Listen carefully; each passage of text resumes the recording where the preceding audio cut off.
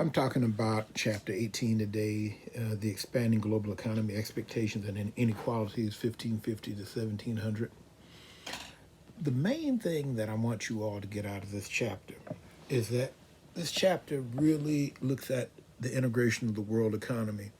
It looks at the integration within the Eastern Hemisphere, and it also looks at the integration of the world economy between the Eastern and the Western Hemispheres. Now, one thing that I haven't talked about explicitly in these lectures, but the book has mentioned, is that generally speaking, historians look at the beginning of the 16th century as the beginning of what we would consider the modern world. Now, the modern world obviously doesn't mean all of the technology we have now, because that certainly did not exist in the year 1500. But 1500 does represent the beginning of the modern world in the sense that you have the connection between the various parts of the world. And also you have a lot of the structures that are still very much important in economic systems today. And we're going to talk about those in this chapter. In particular, I'm going to kind of move ahead a little bit and talk about the corporation. Now, of course, there are a couple of different kinds of trading companies talked about in this chapter. We have the Spanish, for instance, and the Portuguese, who had government-backed companies that operated essentially as arms of the government and helped to extend wealth. You know, they engaged in exploration, and the Spanish in particular engaged in silver production in Mexico and in Peru that really fueled the economy of the Spanish Empire, and in turn really helped to fire up the world economy. The Portuguese, on the other hand, were also involved in Asia, and they were key in creating the slave trade, the transatlantic slave trade that would be so crucial in developing the economy of the Western Hemisphere. And so those were both government companies. However, one thing, and you know, government still plays a role in the economy to this day. However, one thing that's really significant is that 100 or so years later, in the case of Britain in the year 1600, and in the case of the Dutch in the year 1602, what we see is that the government gave charters to private companies that are essentially very early corporations, where you have, because a corporation, legally, you know, the word corporation comes from corpus, which is Latin for body. And because a corporation is legally a person, legally has the status of a human, you know, although of course it's not. But in the case of the Dutch East India Company and the British East India Company, these were corporations that were chartered by the government, that were supported by private investors, that had charters that allowed them to engage in activity that it would be normally reserved for governments. You know, they were allowed to engage in military activities. They were allowed to essentially have diplomatic relationships with foreign entities. But at the end of the day, they were first and foremost trading companies. Their jobs, the goal of both organizations was to find economic activity that was profitable and to make money for the shareholders, which in turn made money for the government. And so although we don't really have chartered companies like the British East India Company or the Dutch East India Company these days, but the basic principle of the corporation still exists. Also, you know, to go back to the Portuguese and Spanish examples, the idea of government policy facilitating economic expansion, that's something that still exists too. And so, even though the way in which they did things is very different from the way they're done now, and obviously the technology used to do it is very different, but the role of government and the role of private, a role of government, in the case of all four companies, whether you're talking about the Spanish, uh, the Portuguese, the British, or the Dutch, or in particular the Dutch and the British, you talk about the role of private investors. All those things still exist. Now of course, as the book mentions, there were other Western companies that were involved too. But the thing that's really crucial here is that what we see is a thorough integration of the Eastern Hemisphere's economy. Instead of Asia being a place that's kind of mysterious that people in Europe hear about, from the 16th century onward, you have regular European interaction in Asia. Now, in the case of the Dutch and the Portuguese, it initially is very militaristic. And in the case of the Dutch, they do colonize Indonesia and they stay there until 1947. They come there in the 17th century and they stay until 1947. And, if you go to, I've only been to the Netherlands. Well, I've been to the Netherlands 3 times, but I've only been there one time where I actually got out the airport and was able to spend time in the country. And the thing I'll say is that to this day, the Indonesian impact on the Netherlands itself is still significant. You have a significant colonial carryover between the two countries. And I'm kind of saying that in the sense that, you know, what we're talking about in this chapter is the beginning of a integration of economies, and it happens on multiple levels. Like I said, you have the military, the forceful intervention, but you also have the Western powers, simply becoming another factor in trade. They move goods from from one port to another. They act as middlemen. They basically become part of the trading network. And in addition to these powers, like the British and the Portuguese and the Dutch, the Russians and Danes and others get involved in Asia. Now, also, it's very significant to note that the Asians themselves, the various Asian countries, whether you're talking China or India or the Southeast Asian countries, Malaysia, Indonesia, all these countries had long-standing economic ties to each other. Now, the thing that's significant here is what you don't see at this time. You don't see the Asian countries going to Europe. Now, there's a couple of reasons. Now, the basic reason for this, I was going to say a couple of reasons, but really there's one major reason. At this point in time, the really desirable goods are in Asia. Whether you're talking about spices or sugar, or whether you're talking about really high quality textiles, porcelain. I mean, all the things that are really desirable are in Asia. And so, this kind of goes back to the scenes that's discussed at the beginning of this chapter, where you have the Spanish ship coming from Acapulco in Mexico, coming to Manila in the Philippines. And of course, the great cargo that they have is silver. Because ultimately, the one thing that Europe is able to bring, in particular Spain, is silver. Because the Chinese currency was based on silver. Now, as the book mentions, traditionally Japan had been a source of silver. But all of a sudden, this huge amount of silver from the Western Hemisphere, from Mexico and from Peru, comes into Asia. And, this brings up another thing that I think is very significant too. And that is that economic expansion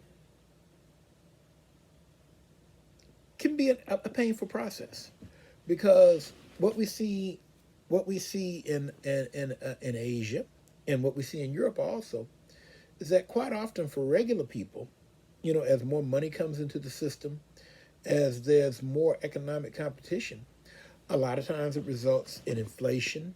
It results in prices going up. It results in a decline in the standard of living for regular people. Uh, in some ways, it's not unlike what we're seeing right now. I mean, America right now has a pretty vibrant economy, but but one of the byproducts of that vibrant economy is inflation. Whether you're talking about food and gas or whether you're talking about housing, the prices of cars, and even the wages are going up. It still is a pretty uncomfortable thing for regular people. And so when you look at this chapter, uh, it's really important to understand that you're seeing an early manifestation of a modern economic phenomenon, and that is that a vibrant economy, a growing economy, can be an economy with growth pains, and those growth pains will quite often negatively impact on regular people. Now, another issue that I think is very significant here in this chapter that is worth talking about, and actually is very key, is the expansion of the slave trade and the really crucial nature of the slave trade in the successful exploitation of the resources in the Western Hemisphere. In particular, the development of the sugar industry. Now, this is very significant because, uh, as has been established earlier, you have a huge decline in the indigenous population because of the various diseases that come from the Eastern Hemisphere. Basically, and I mentioned this before, but basically, what happens to Native Americans is that they're exposed to diseases that are byproducts of animal domestication. Things like tuberculosis, smallpox, influenza. All these things are byproducts of domestication of animals. And since there were virtually no domestic, very, very small number of domestic animals in the Western Hemisphere. I mean, basically you're talking turkeys, uh, dogs, guinea pigs, um, llamas or alpacas in South America. I mean, that's pretty much it. Whereas in the Eastern Hemisphere, you have horses, you have cows, you have pigs, you have chickens, you have ducks, dogs, goats, donkeys, sheep, just a huge number of domestic animals. And that brings a whole biome into the Western Hemisphere that's very destructive. I mentioned this one time before, but the one thing that the Western Hemisphere could throw back at the Eastern Hemisphere was syphilis, for instance. But obviously, at the risk of being a little risque, you have to work at getting syphilis. It's not like influenza where you just breathe and next thing you know you might be dying. Uh, uh, and so therefore, even though syphilis had a negative impact on the Eastern Hemisphere, it was just not comparable. But anyway, without getting any further sidetracked, that great drop in population meant that the slave trade was going to be very attractive to the Western Hemisphere in order to develop the economy. And in particular, what we see is that in the Caribbean, where the indigenous Carib and Arawak Native American populations, came very close to being extinct. Uh, People of African extraction who were enslaved, became the majority in the Caribbean, and also became the majority in Brazil. You know, later on, African Americans would become, or people of African extraction would become a significant population in the continental United States. In a number of colonies, they would eventually become a majority population. And for instance, you know, if you just want to jump ahead a little bit, if you look at the very first census of the United States, about 1 out of 5 people counted in the census were of African extraction. And the book really makes an interesting point that I think bears remembering, and that is that until 1820, the majority of women who moved to the Western Hemisphere from the Eastern Hemisphere were African. You know, only a minority of European women came during these earlier times, and you know, the great majority of women who were brought were black women. You know, that's one reason why in Latin America you have a population that, you know, racially is quite mixed, because you had white men coming there having relations with Native women and also African women, and you know, that has resulted in a mixed population. And you know, you see that to a degree in North America, but what we see in North America is that the society was structured differently, and so you don't have kind of a merged population. You know, you have the mixing occurred, but the population stayed pretty separate. But anyway, I'm getting a little bit off subject here. The major thing I want to talk about in terms of slavery is that the Europeans tapped into uh, in Africa. They tapped into a continent in which uh, there was a significant degree of involuntary servitude. Um, you know, the African economies were agrarian, and also they were very, you know, there were just many ethnicities and many states.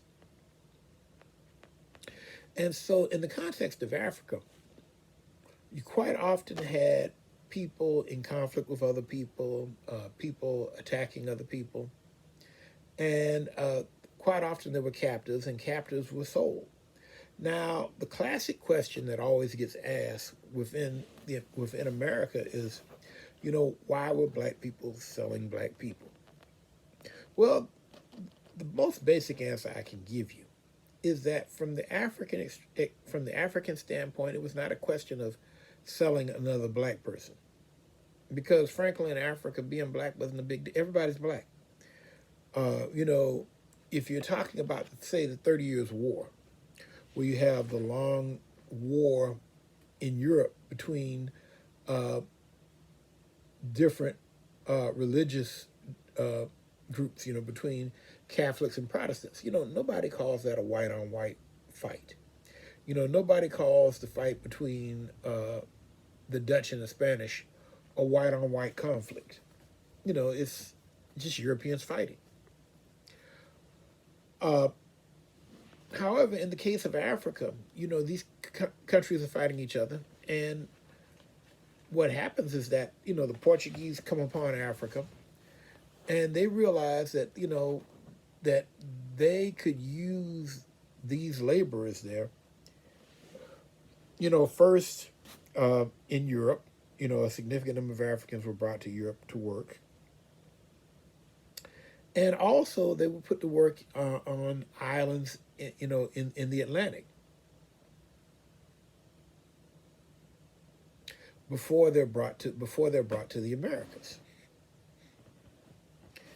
And what we see is that, you know, from just a purely business standpoint, from the African point of view, you know, you have these people coming in, you know, these are people who either have low status, or they are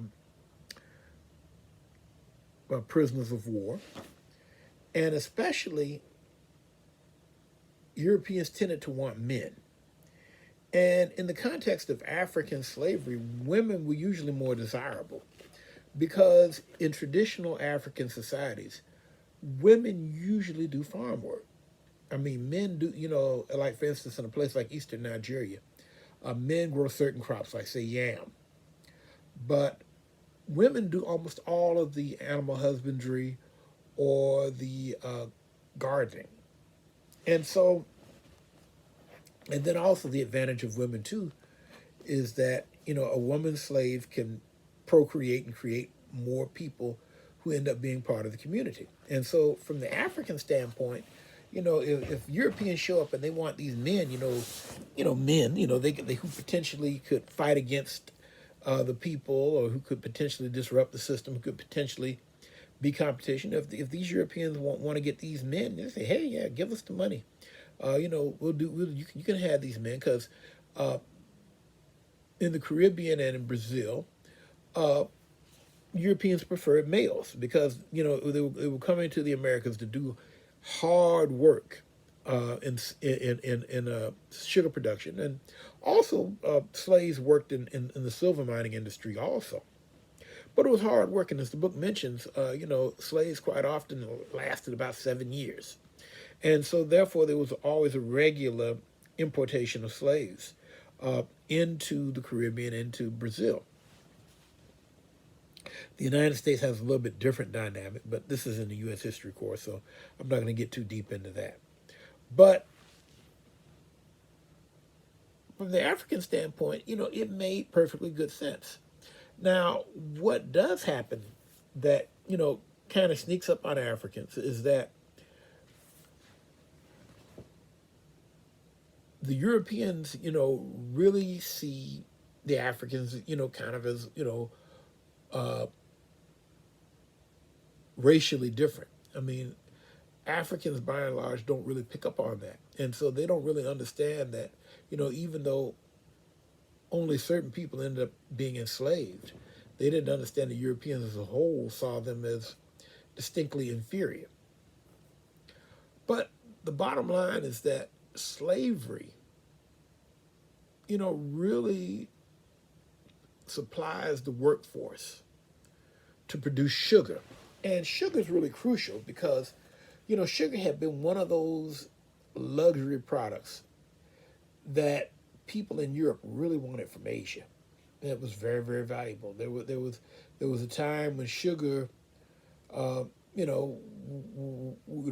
could be traded, uh, for precious metal. And as a matter of fact, the Europeans, like I said, bringing silver, they bought it with precious metal. But with the development of sugar plantations in the Caribbean and Brazil, this is significant because it means that now Europeans are able to get one of their really desirable products from a source that they can control. And this is going to have a major impact, as we go on, because, eventually the balance of power economically would shift away from Asia towards Europe. And so slavery really plays a major factor in allowing Europe to move into a much stronger economic position vis-a-vis Asia. Well, anyway, class, I'm going to cut this one short, but hopefully this will help you understand the significance of Chapter 18. Have a good day.